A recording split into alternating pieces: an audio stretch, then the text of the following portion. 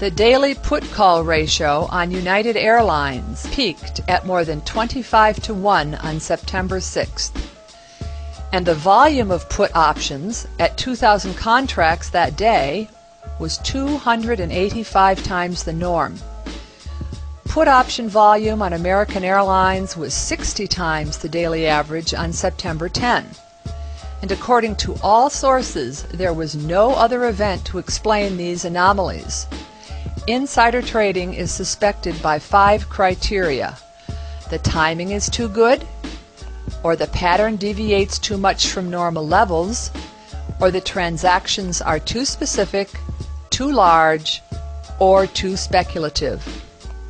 The timing was too good, just before 9/11. True, 2001 was a rough year for airlines, but the suspicious trades occurred specifically in the week prior to the attacks. The transactions deviated drastically from normal trading levels, enormously in the case of United Airlines.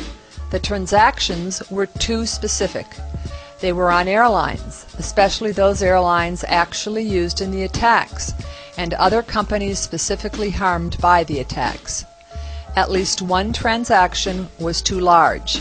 According to the 9/11 Commission report, 95% of the September 6th put options on United came from a single source, and the transactions were certainly too speculative, because there were no other events of interest to these companies that would have suddenly affected their stock value at that time.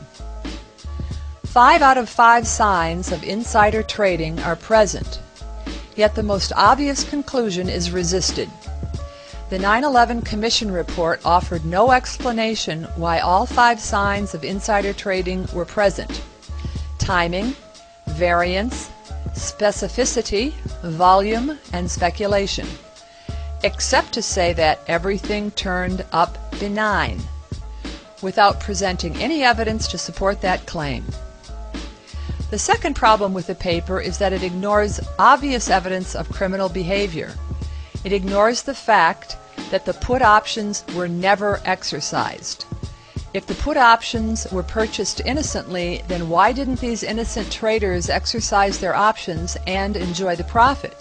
It makes no sense.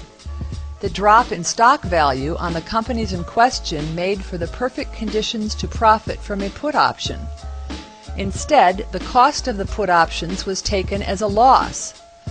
That is nothing if not a sign of guilty conscience. And third, the paper makes foolish assumptions of insider traders.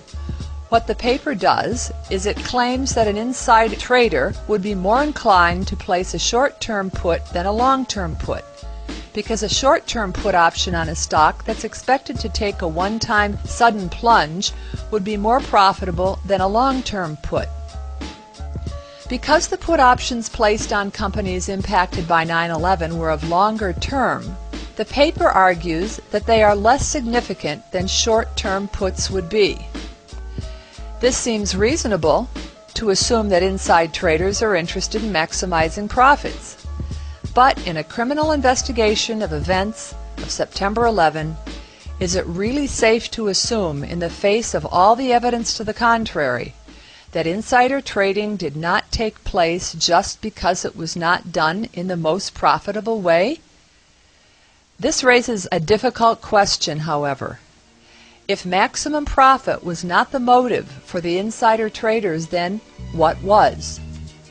The 9/11 Commission report highlights the importance of this question. The only detail of the trades that it reported at all was that the investor that bought 95% of the United put options also bought over 100,000 shares of American Airlines at the same time. What was the reason for betting against United yet buying American? If there was any explanation, the 9/11 Commission didn't mention it. We have a contradiction here. On one hand, trading took place with foreknowledge of 9/11, and yet it certainly wasn't done in the most profit-maximizing way. How do we explain this? Perhaps it was done for the purpose of plausible deniability. But why do it at all? Let's notice an important fact. People don't commit crimes unless they expect to get away with them. The people who committed the insider trading fully expected to get away with it, either because they didn't think anyone would notice it, or because they didn't think they could be caught. The event was September 11. Nobody could safely assume that insider trading would go unnoticed. Insider trading is a federal crime, investigated and prosecuted by the Securities and Exchange Commission, the FBI, and the Department of Justice. It doesn't matter how many fake names you use or what shell companies you work through.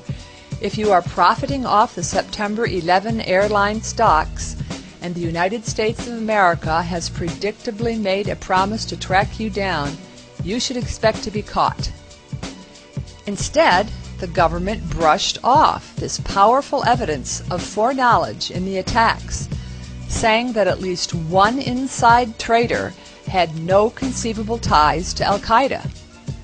If insider trading took place, whoever did it was certainly involved in the 9/11 plot, did not expect to be caught, and was not caught. Whoever committed the insider trading had to know that they were above federal investigation.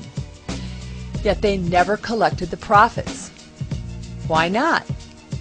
And if they were going to inside trade, expecting to get away with it, why did they not invest in the most profit-maximizing way? And let's remember, regardless of the official story, the insider trading was exposed. The 9/11 cover-up has been exposed. The evidence of insider trading played a powerful role in exposing the 9/11 cover-up. Were the people who masterminded 9/11 really so naive and stupid that they jeopardized the whole operation just to make a few extra dollars? It's hard to believe that the people who masterminded 9/11 are stupid. It's hard to imagine they counted on 9/11 research being ignored as easily as research into less monumental cover-ups. Why would anybody dare make suspicious trades on stocks that would be affected by 9/11? Pretend you are the grand mastermind of 9/11. Just the most diabolical bastard on the planet. You have the power to manipulate media, carry out assassinations of people you don't like. You rule by secrecy. How would you, mastermind of 9/11, look at the insider trading surrounding 9/11? You made almost nothing off the profits. Remember, millions mean much less to the elites behind 9/11 than they do to you or me. So why would you do something that did so much to discredit your own frame-up? This is a serious contradiction here. The people who committed the insider trading fully expected to get away with profiteering off the crime of the century. On the other hand, the people who committed the insider trading created powerful evidence that 9/11 was an inside job and didn't even try to make much profit from the trades. We cannot ignore this contradiction. Given that insider trading took place, and given that it was done by those so close to the plot as to know the airlines to be used, why would they put this contradiction into the official story? The insider trading represents a clear case of bizarre, seemingly deliberate self-incrimination on the part of the people who committed 9/11. The people who committed 9/11 were not so stupid as to take such a